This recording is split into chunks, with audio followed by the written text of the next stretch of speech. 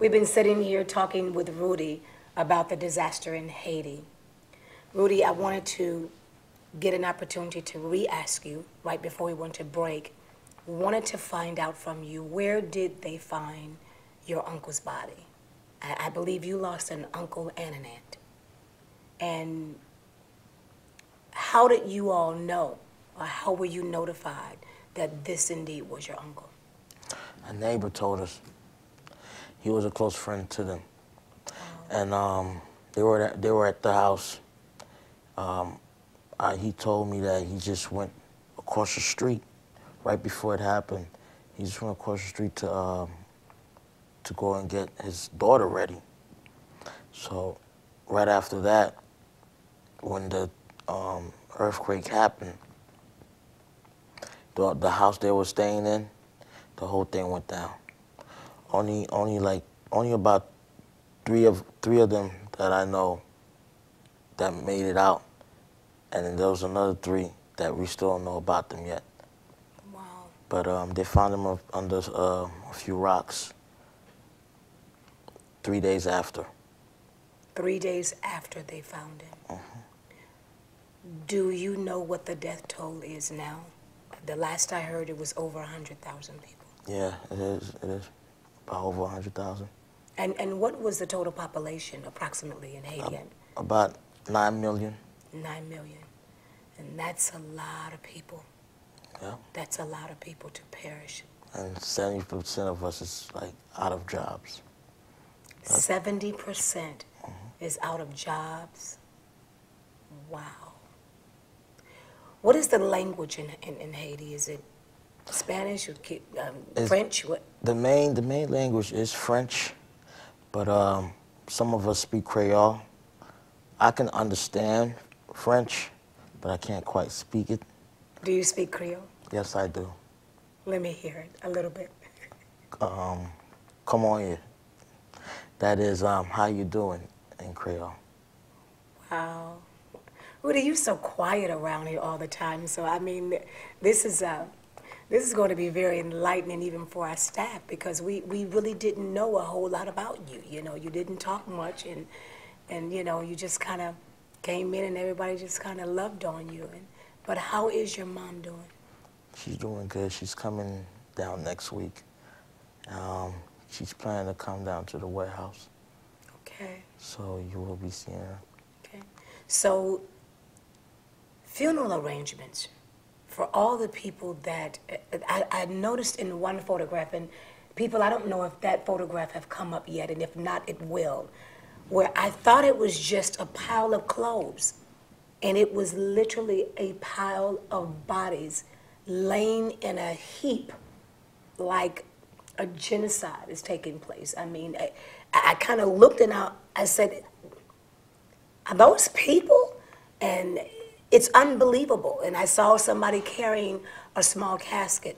How do you plan to do a funeral for, I mean, with all the disaster going on, planes being hard to go in and out, because I hear that even to get the relief there, they have encountered some difficulties. How do you guys play? Will you just do a memorial and somebody else in Haiti bury him, so your grandmother won't get an opportunity to physically view his remains to say goodbye? Yes, I believe so. When I spoke to my mom, she said she's going down there with my grandma. She's coming to pick up my grandma and to go down there. What they will be doing, I think, is I think they're gonna, they won't have no choice, because where they usually bury people is just filled right now. From what I see, they're burning the bodies. They're burning the bodies because they don't even have space for burial. That is, I don't even know how to digest that, to download that in my computer, that people are being burned as a way of burial for them. Wow. Well, Rudy, here at JBM Entertainment and Production Company and Ministry, we absolutely love you, and we absolutely care about you. and we made the decision as a staff to come together, and we bought a couple of gift baskets for your mom and your grandmother. Bring them to me. I had some of the staff to put this together for you, to bring it to me, and take this home to your mom and your grandmother and tell them that we absolutely appreciate and love them, and that they have our prayers. And well, we have 2 baskets here for you, and one for your grandmother and one from your mom. Thank you. And this is from the staff. We all got together and chipped in a little bit for you. And it is from our hearts, and we wanted to just give you $1,000.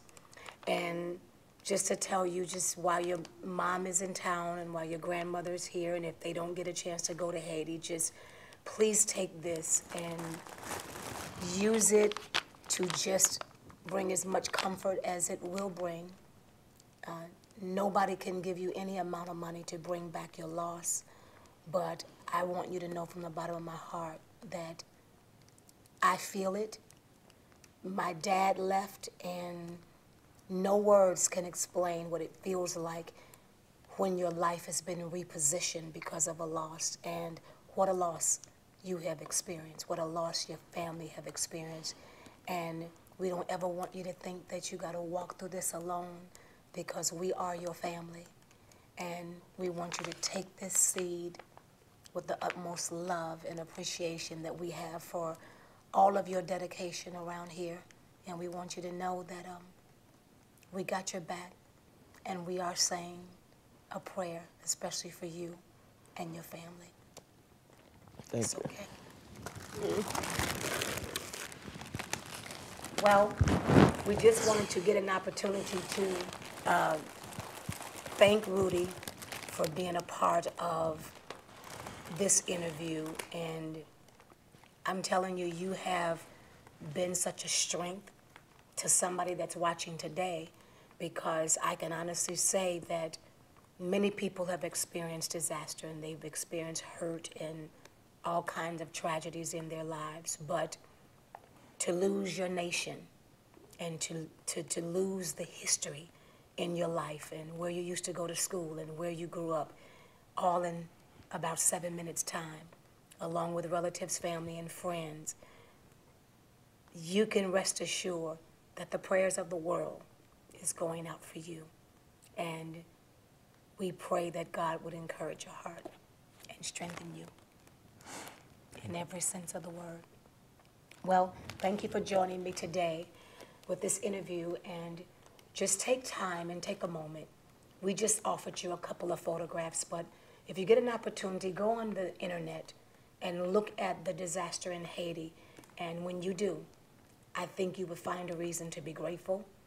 I think you will find a reason to have a spirit of gratitude and a spirit of thankfulness, knowing that no matter how bad it looks for you right now, and you may be out of pork and beans, and you may be out of tissue, and you may be out of dishwashing detergent, and hitting the ceiling in the roof because you were late with the rent, or you don't have a car payment. But we're looking at a situation now where people don't have a country, and many of them don't have a life. And for that, I say, think about somebody else, because somebody else is much worse off than you are right now. And until next time, I'll see you later. Bye-bye.